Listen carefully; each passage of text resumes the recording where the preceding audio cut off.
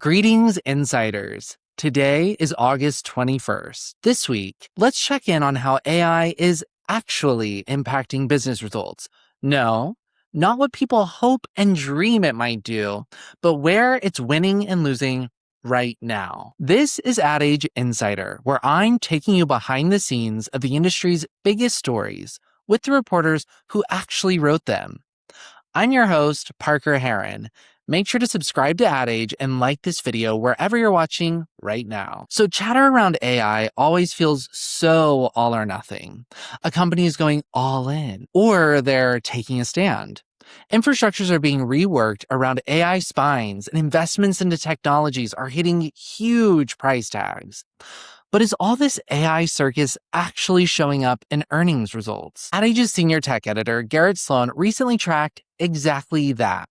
He followed the Q2 reports from companies including Reddit, Shopify, Booking Holdings, and Colgate-Palmolive, as well as some usual suspects like Amazon and Google. So I called him up to ask what it all means. What are the trends we can take away from the hit or miss state of AI right now? What's all just hype? And how big is the gap between expectations and reality? Garett has some amazing nuggets for you, things you can actually put into action right now. So let's get into it. Garett, welcome back to the podcast. Thank you, Parker. Good to be here as always. Yes, I've been counting the seconds since our last time together because it is always exciting to have you on here breaking down the ins and outs of AI for me, my small brain. I'm excited to chat because I feel like we've written a lot at Ad Age and other outlets have as well about the innovation and integration of AI and how it could, might, will change the industry. But you wrote a story recently where you were tracking company financial reports, quarterly reports, and pointing out some disconnects or connects on how AI integration into their infrastructure is or isn't translating to business results. So I thought this might be an interesting time to check in on where is AI working? Where does it have a ways to go? Where are you seeing the biggest gap in AI not quite hitting the mark yet in businesses' expectations? Absolutely. And you framed it as doing this on after the second quarter, the first half of the year is done. That's the best time to look in on the companies that have been talking about AI. And it's not just, Meta or Google, which are going to mention generative AI advertising, AI search, AI in the social media feeds. So those companies are no-brainers to comment on the subject. But then you have even CPG brands, travel brands, financial brands, and all sorts, all coming out at earnings to discuss AI. Some of them we think probably sprinkle a little AI dust into the earnings, to capture some of that bubble talk and, hype up a little bit. But it's also a way to understand how their technology is evolving, and it really is. It's not just lip service. For instance, Colgate-Palmolive, they're talking about bringing executives on a vibe coding retreat. So catching their whole VP C-suite set up on AI processes and development and coding even. So I thought that was interesting. And Colgate talked about an AI platform called Promo AI, which I think is marketing focused. So you saw the CPG brands like Colgate or P&G even discuss a little bit of AI in marketing. And then there are, of course, ad tech companies talking about it. We didn't see much of it having real business results, I think, for the most part. I think that was the verdict of the story. You're not seeing the bottom line shaped by AI. You're seeing the back end processes come together, but you're seeing it more so than you did a year ago, and it's starting to move. Mm-hmm. Yeah, and what was the expectation? Was the expectation that it would be moving business this soon, or are you not surprised that it's not, playing out in financial results quite yet? I guess it doesn't surprise me. I wouldn't think, because of all the way I know you mentioned a lot of publications are covering AI and business transformation. I don't think nobody's covering it with the focus we are on the marketing and advertising side of it, which is, to me, I think the story of AI. I don't think you could tell it without advertising, because it's one of the few places where it is actually handling transactions or starting to. And you're seeing that in the companies that reported earnings on the ad tech side: Criteo, Magnite, Pubmatic. These are the supply side platforms working with the publishers to sell media inventory, and they're using agentic AI to rearrange the ad tech supply chain. So agentic AI is coming into focus on the ad tech side. It's not handling a bulk of transactions. You're talking about $1 trillion industry, and you're maybe talking about millions, tens of millions of dollars flowing through agentic AI in terms of handling the actual trading of advertising in digital media. Mhm. But at the same time, AI is all underneath the ad tech infrastructure and just part of the pipes and becoming more and more part of the work. Yeah. Yeah. What would you say was the vibe of these? Obviously, the vibe of every quarterly business report is, oh, it's amazing, or it wasn't so amazing, but it's going to be amazing. Of course, they all want to say that for the benefit of Wall Street. But either on these calls or when you've done your own reporting, like, how are these companies actually feeling about the progress of AI? Is it moving just as fast as everybody wants and soon, like, it will be revenue revolution? Or is it lagging behind expectations in that way? I think it's behind expectations. I think in polls we generally see there's always some significant portion that's like they're unsure of the ROI of the AI ROI. Say that 10 times fast.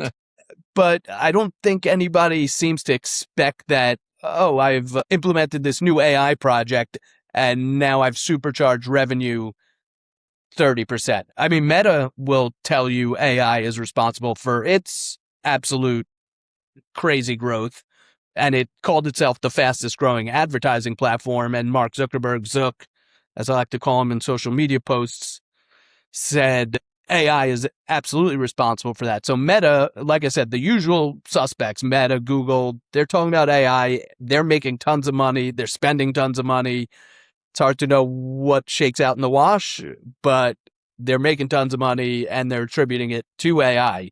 So you take them at their word on that. For a company like Colgate, they're not looking for AI to do much more than rationalize their business in a way and help them identify faster which products they could put media spend behind and increase the amount of consumers buying that product, analyze their rival sets, and really tweak. Because and again, I'm not or for the first time, I'm not a CPG expert in how the economics of that works, but they talked a lot about that on the earnings call, just increasing the margins, maybe 0.5% on a tube of toothpaste would be good. And they're looking to get those margins from using AI for things like marketing and media, more efficient costs, and talking about, doing more with fewer people. So Mhm.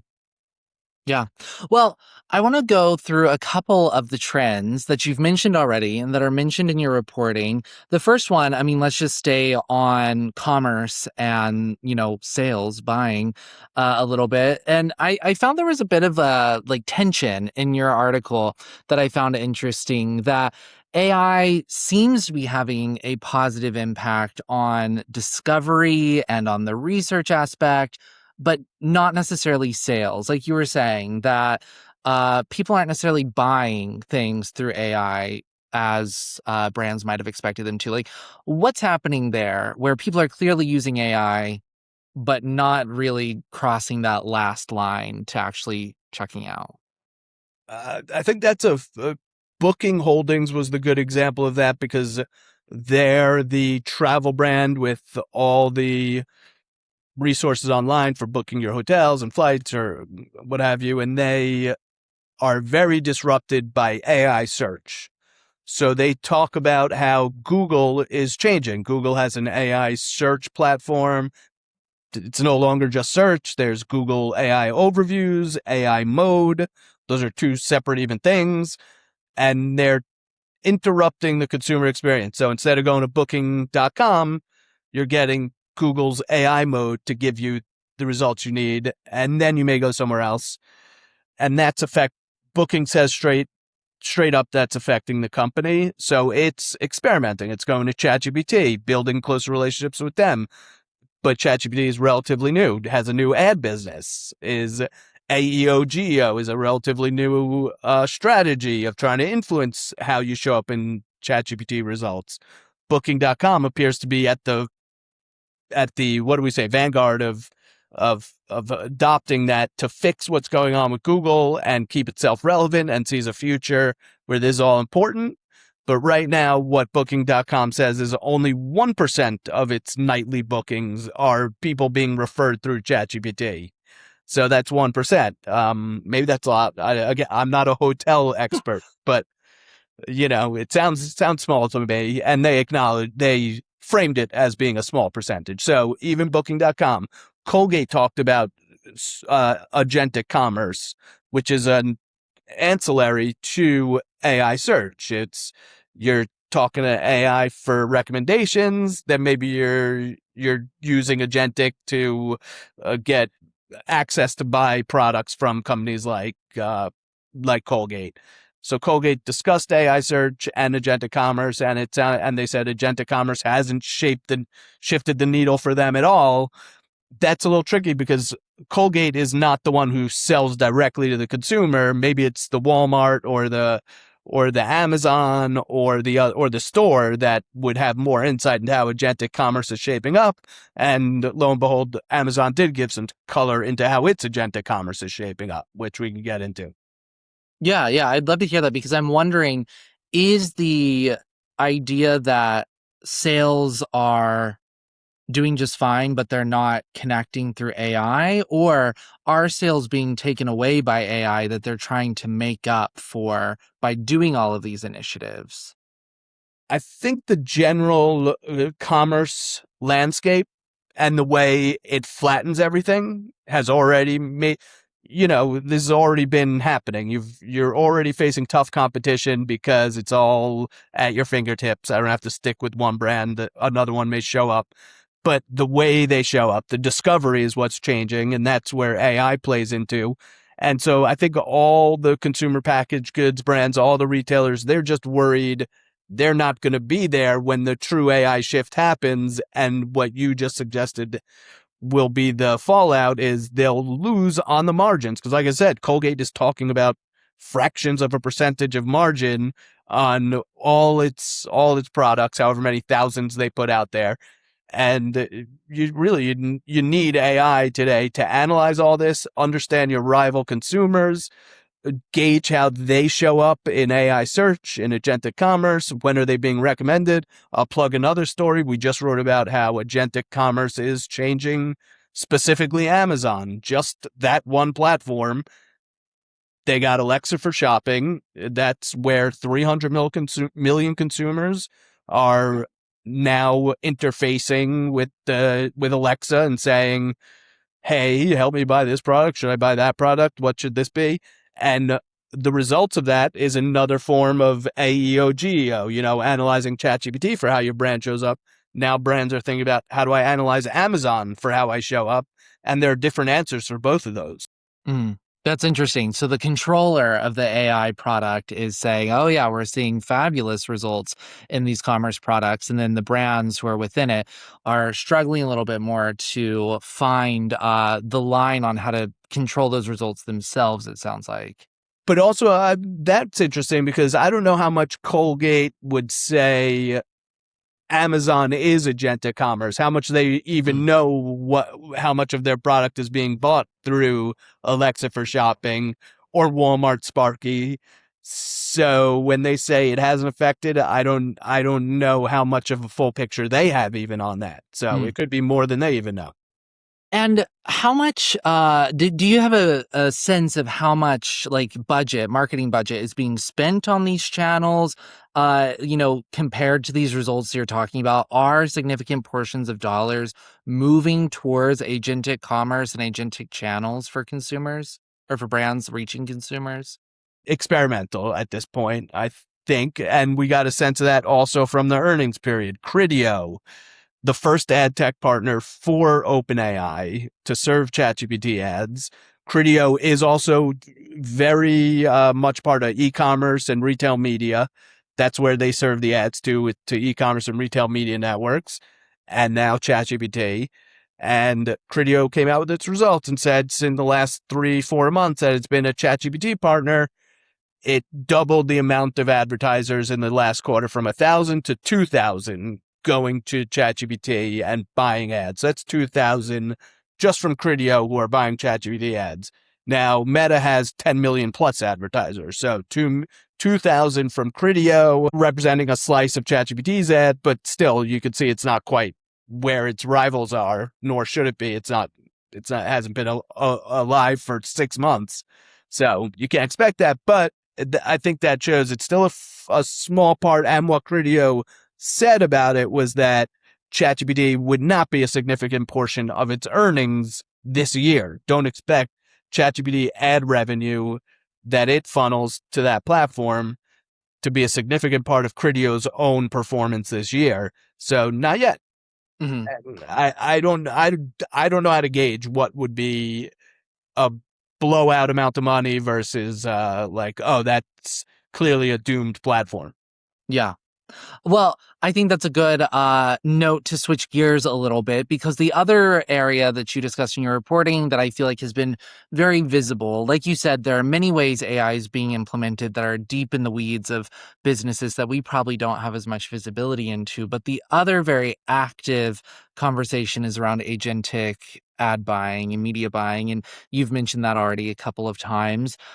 It seems to me that the takeaway so far is that we see bits and pieces and first evers, and we just did this for the first time fully agentic. But the numbers on how much agentic buying is actually happening seems pretty minimal to me. So I'm wondering, like, one, what's your read? And two, like, what would be the holdup? What are we waiting for that people are just like clicking a button and AI is taking away their media buying for them?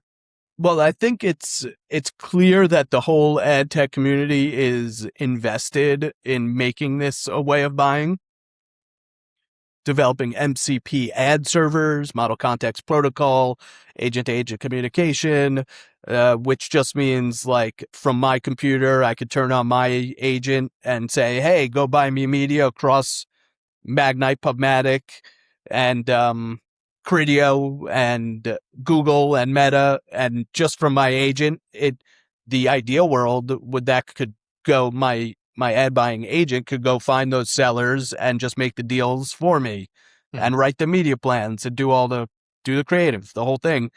So that's the idea, but what we're seeing this year is just the foundations of that. The footprints of it are just, oh, I'm going to have one agency with an MCP server connection to PubMatic, and let that agency do the buying through PubMatic by activating its Claude agent and going to PubMatic and making the trade. That is not what a lot of people think of as the full scope of digital advertising that should be available through agentic. But PubMatic is touting agentic trading as a fast-growing segment. They say they're already seeing results from it. They're saying they did 80 plus agentic campaigns. The question is, what do we consider fully agentic? And my verdict on that is, at the very least, Claude was involved somehow. So I'll give it that counts. It counts.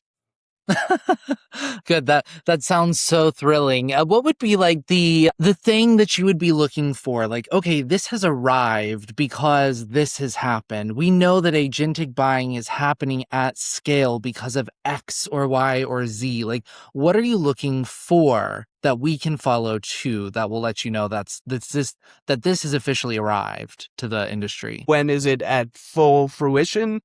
I think you'll just see those signs of, like, these agents can cross barriers, standards get set a little more. Right now, there's still debates about even the standards. So I think it is still not settled in the least. So you're saying it'll be kind of incremental and it'll be more of like a we look back and say like, oh my goodness, this really just happened day by day instead of there being one specific thing that really is like, whoa. Or if Meta just one day just says, you know what, everything's automated. Maybe they'll just put the hammer down and do what they've been threatening to do, which is just saying, give us your money and we'll plan and run the ads. I bet that would go great. I bet people would have nothing to say about it. Yep. Garett, my last kind of question for you before a little wrap up segment is, well, it's basically the bubble question. I feel like I'm hearing more and more about, oh, everyone's AI all the time and it's going to be over before you know. But everything you've kind of told me so far today is that we're kind of just at the beginning. So what is your, state of the union on the AI bubble? Is it going to burst? What are we in for? Everyone's right, Parker. No one has to be wrong. Everyone's right. We can have a little bit of bubble here and then a lot of AI over there, right? I mean, that's what everyone says is it's not going anywhere. These tools are going to be there. Somebody's going to be questioning a chatbot for things. The Knicks won the championship this year, right? Yeah. So I went to go buy a hat from NBA.com to show my team loyalty, Knicks for life. And it came to my house. I opened up the championship Knicks hat. It was a kid size. It was like that big. Yeah. So I figured, oh, great. I got to go through the consumer process of returning this or like figuring out how to get the adult size. So go right on my phone, hit the link to customer service. It's a chatbot. It's the NBA.com store chatbot that's talking to me, not that different from ChatGPT, and I'm not logged in. And it seems to have very good recoil. What's it called? It's good. Recall. Recall and everything. And it just seems to be talking to me almost like it were a human. And it says, you want me to replace that hat for you? That would be great. Thanks so much. Close out. I was like, what a good consumer interaction that was. Like, it couldn't have been easier. So when I got the alert on my phone for my email of what I had just ordered, it was another child size hat that I. So that's just color for what's going on. Yeah, I thought that was going to have a happy ending, and I was going to say, wow, you've had such a better experience with AI customer service bots than I have, but I'm glad that in the end, we're all equals. It was almost so good, and then it was so bad, and I just had to go online and order a brand new hat and make sure I didn't hit youth-sized hat this time. Yeah, you couldn't have just like cut the two youth size in halves and made one adult size? If I were more crafty. All right. Well, I just have a couple of kind of rapid fire questions for you to end us out. My first question for you, if a marketer is listening right now and wondering what they can take from our conversation and turn into a little action, a little strategy right now, what would be the one thing you would say they should start digging in on? I think AI search, if you're behind on that, you'd need a strategy. AEO, GEO, sorry if that's just standard now maybe, but I don't know if people realize that these companies are all really thinking about this even more than you know, and it could be the difference between you winning on the shelf and losing on the shelf because the shelf is now the NBA.com store chatbot. Next question. What's the biggest overhype in ad tech right now that you're suspicious of? The biggest bubble suspicious of, the one I can't wrap my head around and am having trouble making predictions on, is whether or not OpenAI can become the all-encompassing everything AI go-to place and advertising, or if Google is just that good and you don't need it. I don't know. If everybody winds up going to AI through Google AI mode. Google said Gemini just topped 1 billion users. So I see warning signs for OpenAI, but at the same time, I probably said this before on this podcast, I bashed TikTok as like, no way that lasts. Vine, that'll go nowhere. Vine, meanwhile, is coming back. Hmm. by the way, just to throw that out there. But so hard to make predictions, but definitely interested in following OpenAI's IPO, how their ad business is growing, where you start to talk about earnings reports. You want to look at the S1 if OpenAI files for a public offering. That should be enlightening to say the least. Yeah.